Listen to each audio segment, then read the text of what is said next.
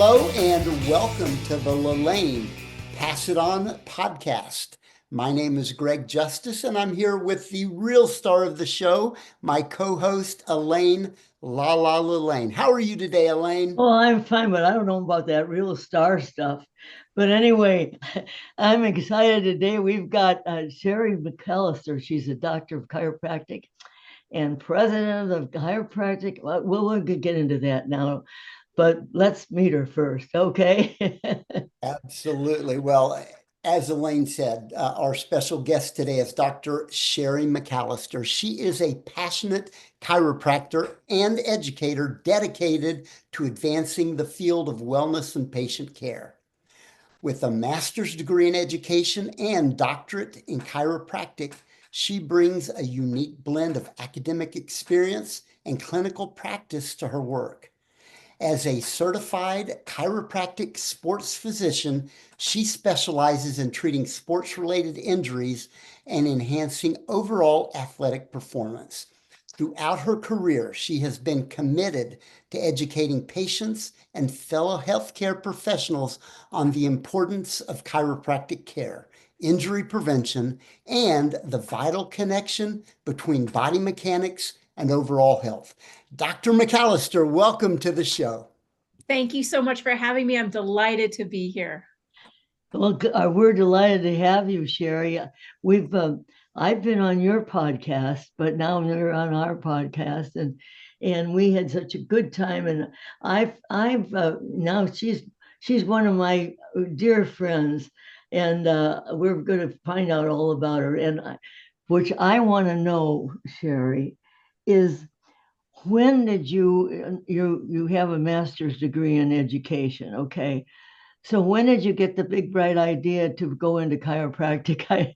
It is big, it was bold, it was brave. Actually, the fun thing was I was 19 years old and I was heading off to two-stepping lessons at a country bar, and an unfortunate event occurred where a gentleman was driving behind us and he had his beautiful dog in the back who had just come out of surgery, and he had the big halo helmet on, and apparently he got distracted looking back to see how his dog was doing, and we were at a red light, stopped, and the fellow didn't see that he was hitting a red light, so he hit us in the back. I was actually studying to be a cellular molecular microbial biologist, and my journey path was to actually be a pediatric oncologist.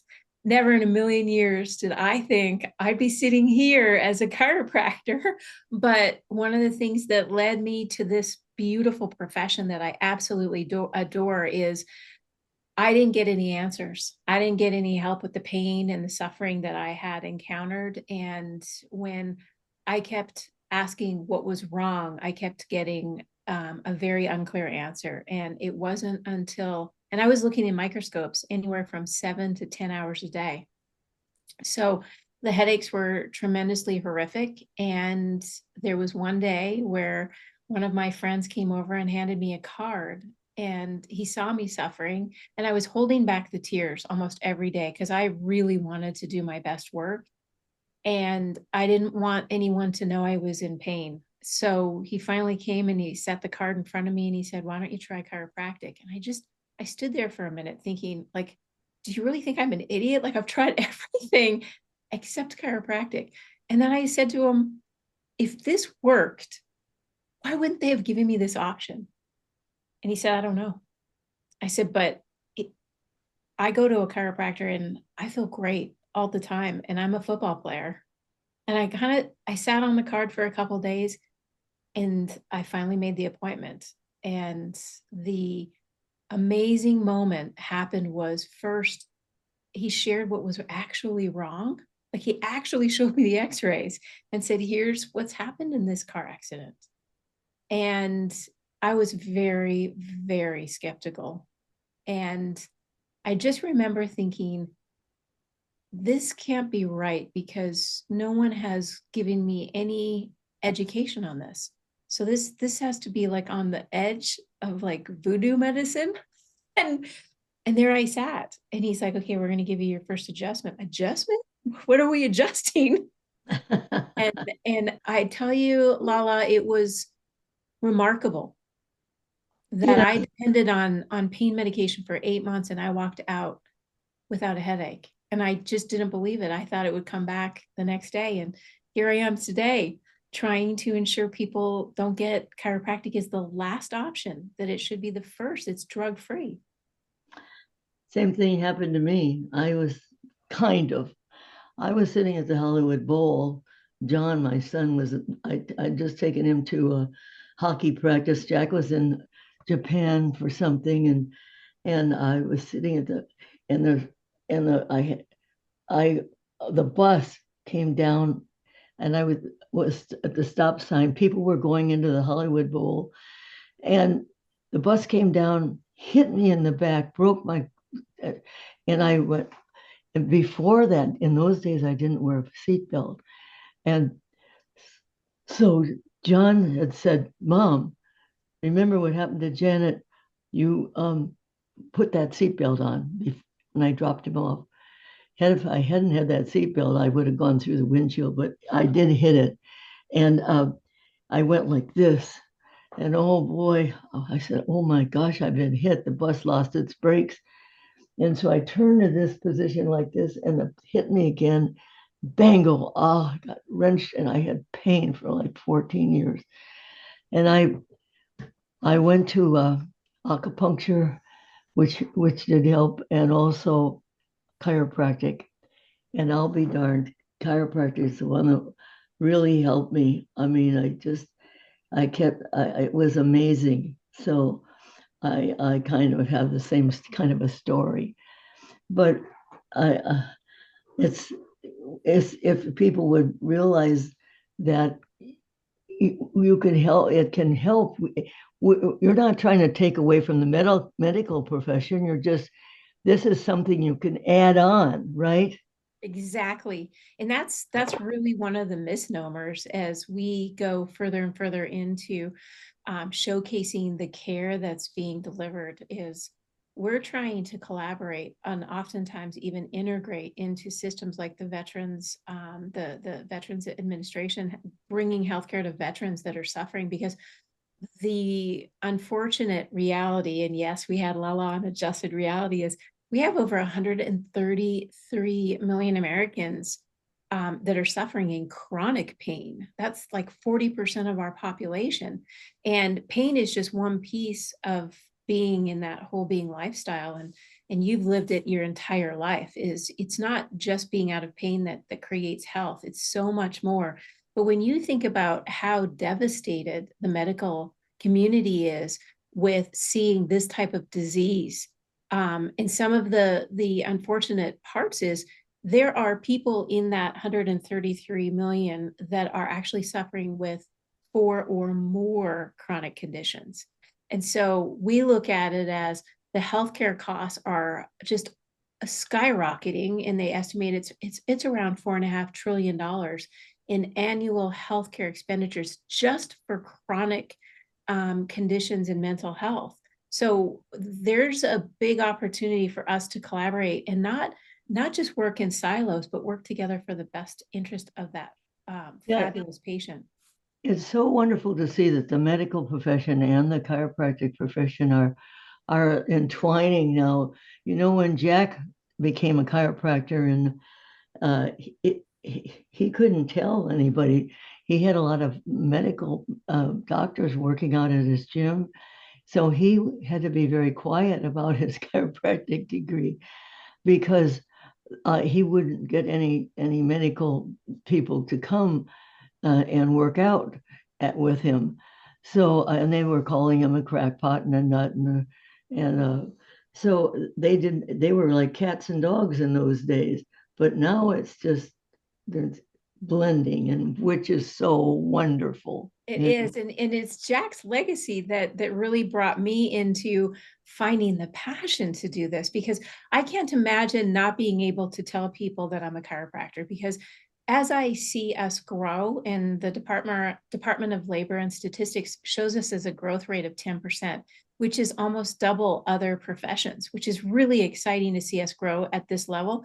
But to not be able to tell people, there is this very unfortunate reality that happens when you're hiding what you are, what you do. So Jack's legacy brought me into, like, he was strong and bold and creative, and he could continue to help people.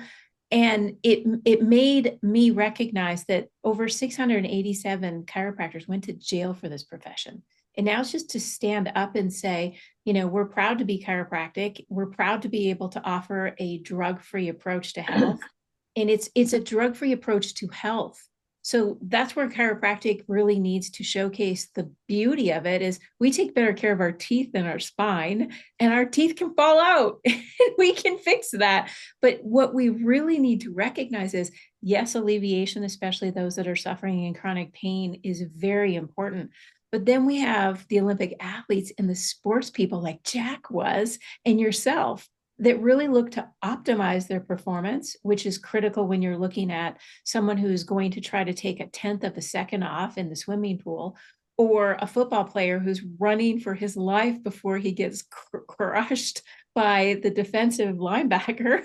There's a moment where we reflect. Optimization of our health is so critical. But then the last part, which I also think is important, is prevention. How do we prevent someone who ages over time, a natural process, from not being able to hold their head up straight? And I go to the grocery store and I look, and I see 40-year-olds with the worst possible posture. And all I can think of, what's Yes. going to happen when they're LaLanne's age? Like, you're a rock star. You're the person who should be mentoring these people. Say, I look better than you, and I'm twice your age. Well, you know what? I I really feel that I know I'm going to be 99, and I make sure that my spine is straight. I Every day I make sure that when I lie flat on the bed, I make sure that I don't have my hips this way or that way. I want to make that spine is so important, especially as you get older. Don't you agree, Greg? Absolutely. And I'm curious, Dr. McAllister, you are a certified chiropractic sports physician, so you work closely with athletes that have to perform at the highest level. How do you feel like working with them differs from the general population? There is an understanding when you work with a high level athlete that they never question what you do because they're already there. They have, it's like you're presenting the options rather than trying to convince them this is the right approach. I loved working with the young soccer players, like from 8 to 10 years old, because they didn't come in with any bias. As time went on, as people come into your practice, you see probably the most controversial skepticism in the aging population, probably 60 plus. And that was basically because what ended up happening was the American Medical Association really didn't want chiropractic around. They did a whole campaign to crush us called Contain and Eliminate. And it was very Give us some time reference. When did that begin and how long did it last? started in the 60s. And really, there was a Well, power it started the care. They didn't want the medical physician didn't want Jack when he went in the 30s, 40s. Yes, That yes. I You're don't know. absolutely right. It started as soon as they recognized patients were going to chiropractic. And then it amplified when the American Medical Association really wanted to be, I think, the fifth branch of government, and really take control over anything that was health related. And as it started to ramp up, they hired people like celebrities and influencers at that time to talk poorly about us. And it was very unfortunate because that discrimination and false representation really stuck with those at that time. So, LaLa, you're absolutely right. Your experience having Jack at the helm of being unfortunately not able to tell all of what was happening is what held us back. But having the Olympic athletes come in is they're all getting the care. So they're all getting chiropractic. It's normal for them. And there's a chiropractor on every professional football team in the United Yeah. States. I believe it's like 97% or almost close to 100% in baseball and basketball. So the athletes get it because they get immediate feedback. Like they get off the table and they're like, okay, that's good. I can get back to it. So I think that's one of the pieces that really does make a difference is it depends on where you're coming from and what you're expecting from it, Greg. And the athletes just expect that it's magic and you just get it done.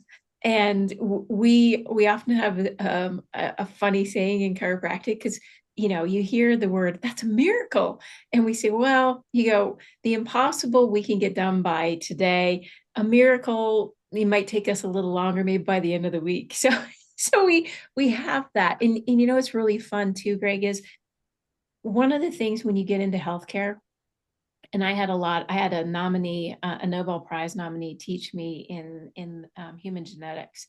No one ever said I love my human geneticist. No one ever said I love my dentist.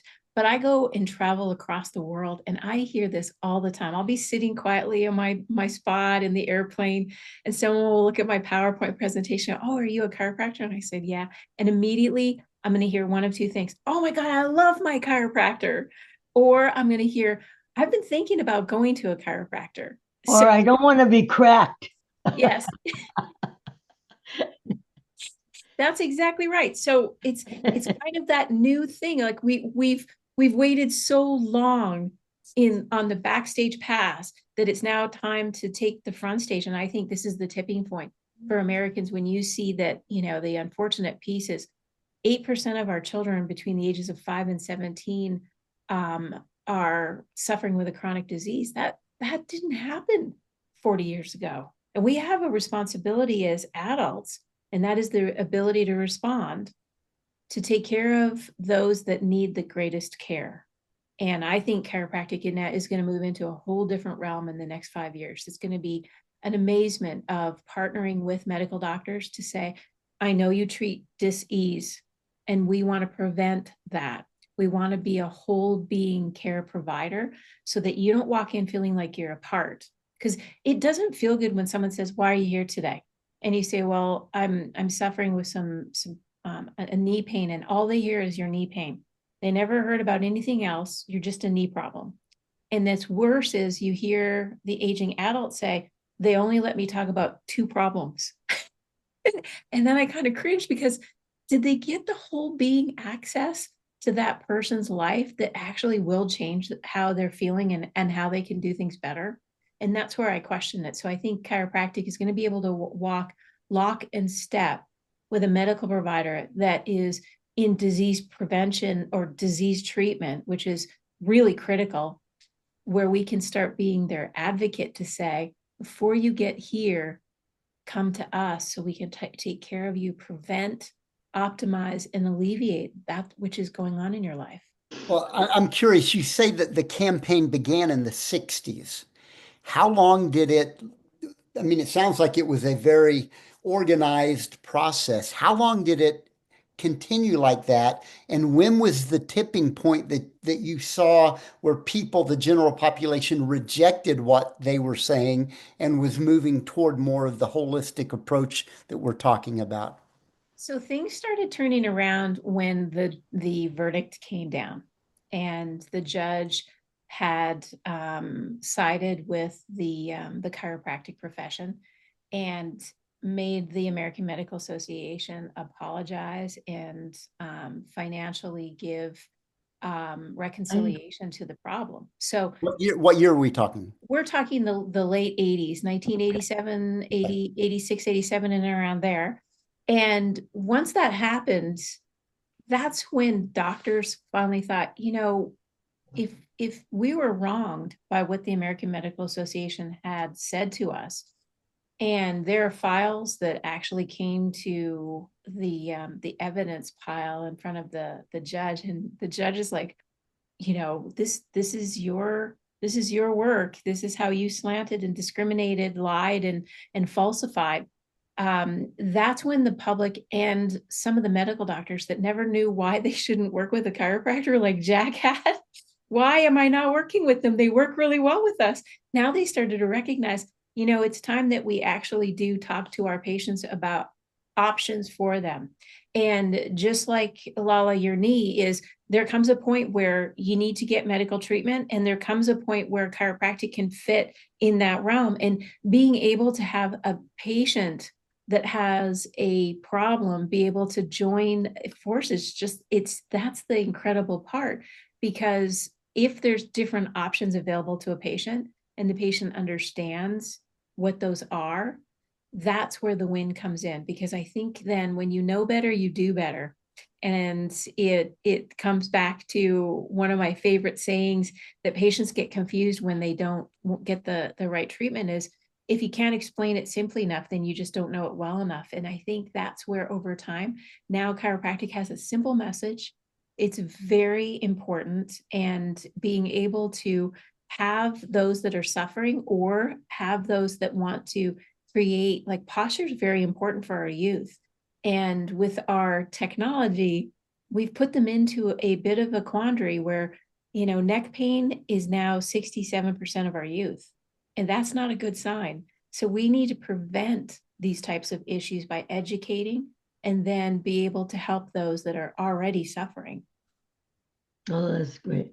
Cooperation is, I like things that are simple. Cooperation, they're both cooperating with each other now. Exactly.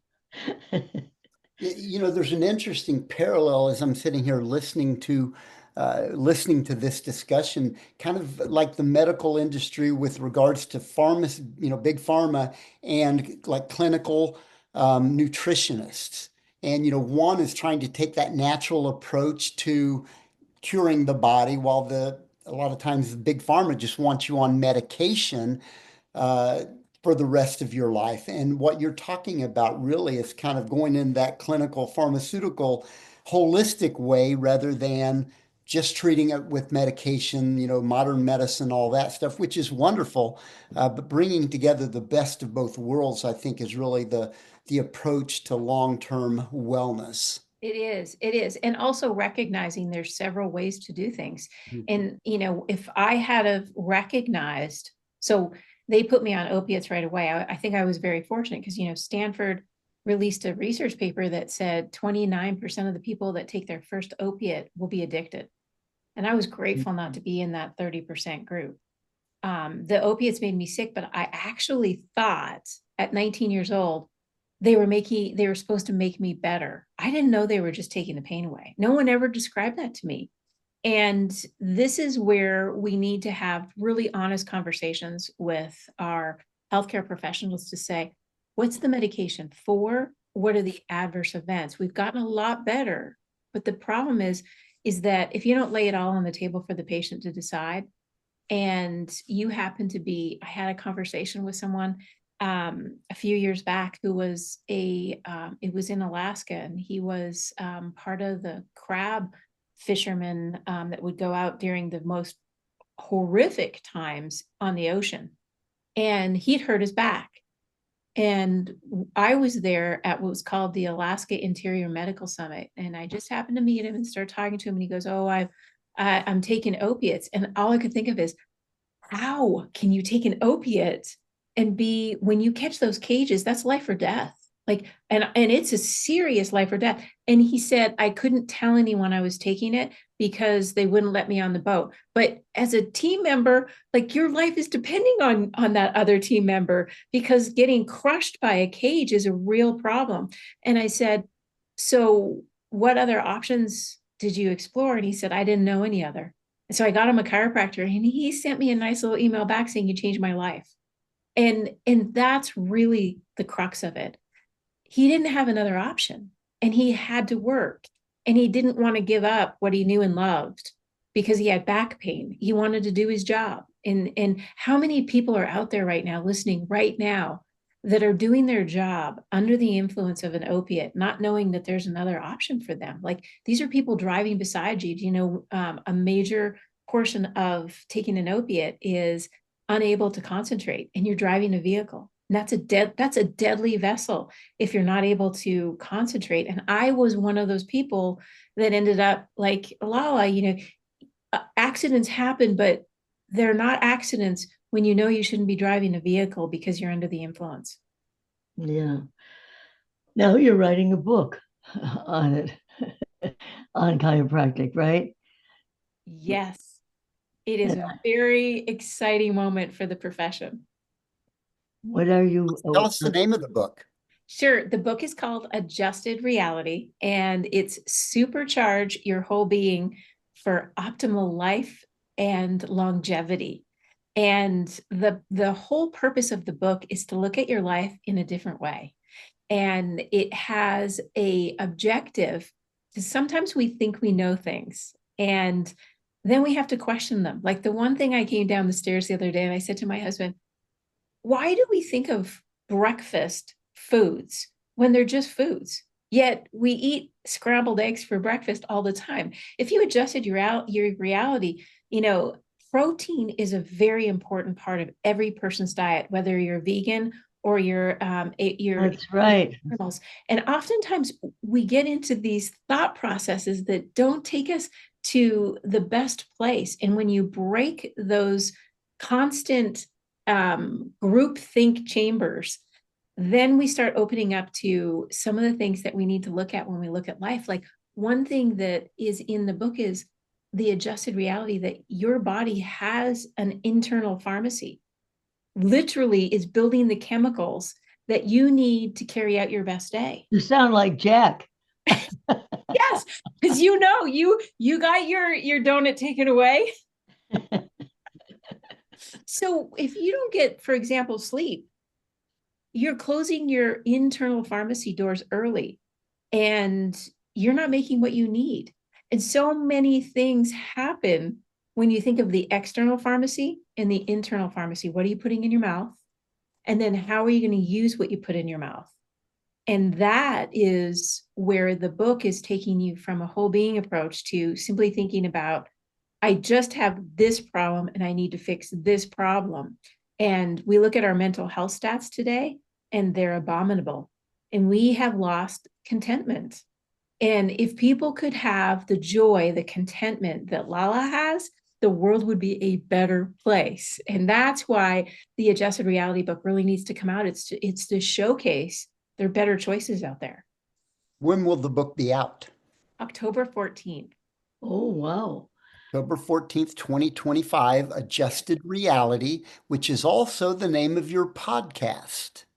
That's great. And you have to listen to the Adjusted Reality with Elaine and Elaine, because that to me is absolutely motivational. It's one of our best. We're now in 118 countries. We're in over 3,000 cities, and they labeled us in the top 25% of all podcasts, not just healthcare. And I have to thank LaLa because she inspires so many millions of people all around the world with her love of people, but also the respect that you have given your body over the years, and the man that you married that has adjusted your reality and brought you to where we are today. And the older I get and the more I stretch, and I think in between, I think stretching is one of the most, I know when I was younger, I never used to stretch, I guess because I was moving around so much. But now I'm stretching whenever I can stretch here, I can stretch on the kitchen sink or whatever. And I would suggest that to people if they, in between their chiropractic and their MDs and wherever their pills or whatever, is stretching is very, very important. We've talked a lot about the past and what has brought the chiropractic industry up to where it is today. Let's look to the future. You had mentioned something in passing about the next 5 years. Let's look to the next 5, 10 years and beyond. What do you see for the industry going forward? It's pretty amazing. And it's one word, neuroplasticity. And for many, they've never heard that word. They don't even know what it means. And that's the 5 years out. It's your brain is the most important organ you have, period, hands down. Your heart can stop. If your brain's still moving, you're still technically alive. And it's such an important organ that we failed over the last several hundred years to really understand it. And even today's world, we're still unraveling the pieces on how it works. But one of the interesting studies, a researcher, Dr. Heidi Horvick, is just a fantastic individual. She's doing research out of the New Zealand College, and she's recognizing that the input that chiropractic is putting into the body is actually showcasing a very other special word, proprioception, where you are in space. And that is incredible, because if you can retrain your brain by being able to have input back from the brain to the body, there are lots of things, especially as our balance naturally changes. And I think, LaLa, you would agree with this, is as you age, you don't have the same balance that you did when you're in your 20s. It starts to degrade, and you have to be able to recognize what Mother Nature does and how we can start building all the forces around it to prevent that loss of range of motion. So we're starting to see MRIs that are showcasing how incredible the chiropractic adjustment is. And that adjustment is what's called a high velocity, low amplitude thrust.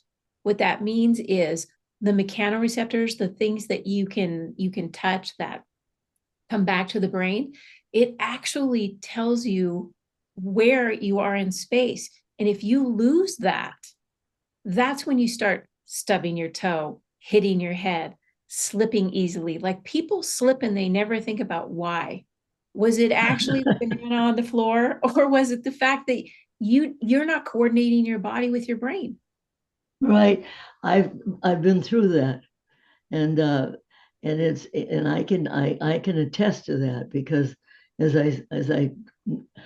I move forward to 100 years old, 99 in a month, I can attest, and it's I'm a little slower, and I've lost the sight in his eyes, so it takes me longer to focus over here.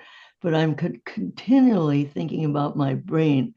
Jack says everything starts between your ears, right here, and so I keep that in focus, and I try to keep. I notice that the more I concentrate, if I don't concentrate, then uh, I I'm slipping. I can feel myself slipping. So I try to concentrate. Taking me a little longer these days, but I do concentrate.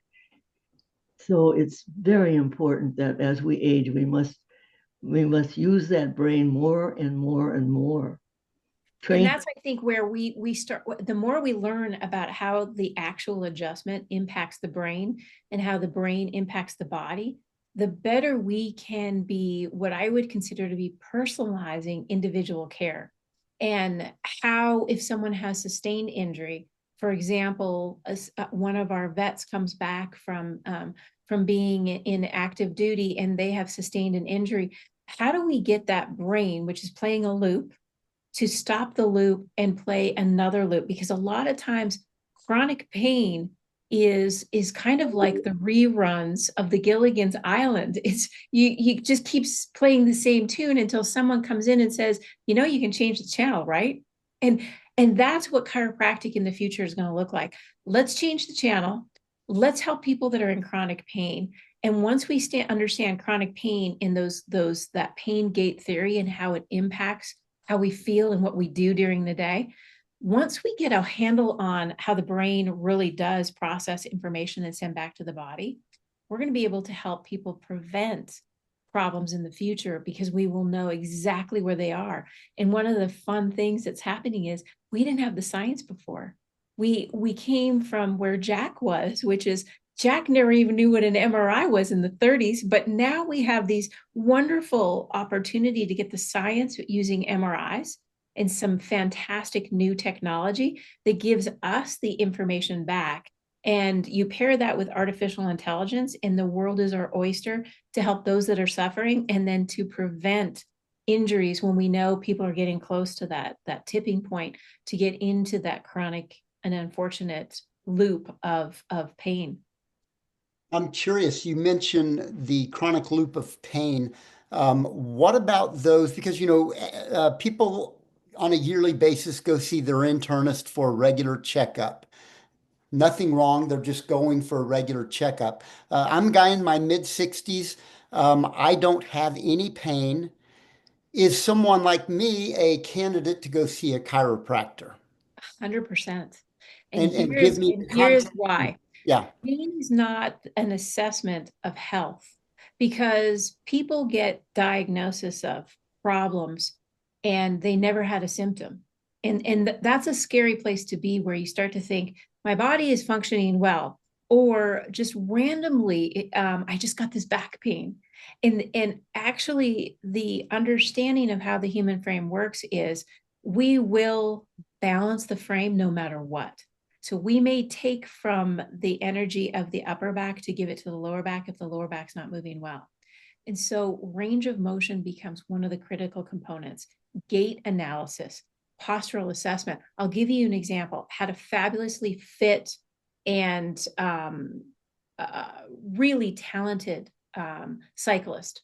And he would cycle with the best of them in Palo Alto. And he was in his age range of 65 years old. So he was in the top 10%. And he came to me one day after a fall. And I said, what happened? He goes, I don't know. I fell down the stairs. I don't know why I fell down the stairs. And I broke 3 ribs in the process. And I said, okay. So we did the assessment. His ribs are doing really well. And I recognized that when I did the gait analysis, he couldn't stand on one leg for longer than 3 seconds. I said, how long have you been unable to stand on one leg? And he goes, oh, probably since my early 50s after I had a wreck on my bike. And I said, did anybody ever analyze this or check in? And he said, no. He goes, I felt fine. You can feel fine and your balance is totally off. What happens to you? You fall. And that's where having someone who can walk with you hand in hand and say, okay, we're just going to do a preventative health checkup. I'm not looking to give you medication for your diabetes, your cardiovascular hypertension. When they say wellness checkups, they're really looking at you as, what don't you have? And then we'll amplify that with making sure that we give you what you need, and it's usually a drug. But if I was to say, Greg, I watched your gait analysis and you're very heavy on your left heel strike. I know you don't have any pain, but let me slip this orthotic under your foot for just a second. And then I want you to walk away after having that. And what ends up happening is some of, like, example custom made orthotics, they make a change in your back, your balance is better and you're more stable.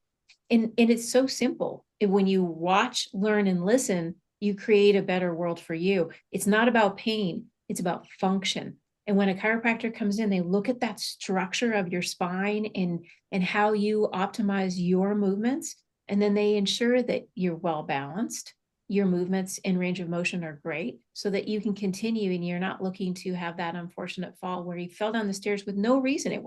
There was no reason when he said, I just lost my balance. And when we get those patients and we get them over to the yoga therapists in the community that you know and love, and they start working on their balance and they stretch like LaLa every day, that's how you be the best you can be with a God-given function that we only usually hang around for 120 years, LaLa. That's where you're going to be, okay?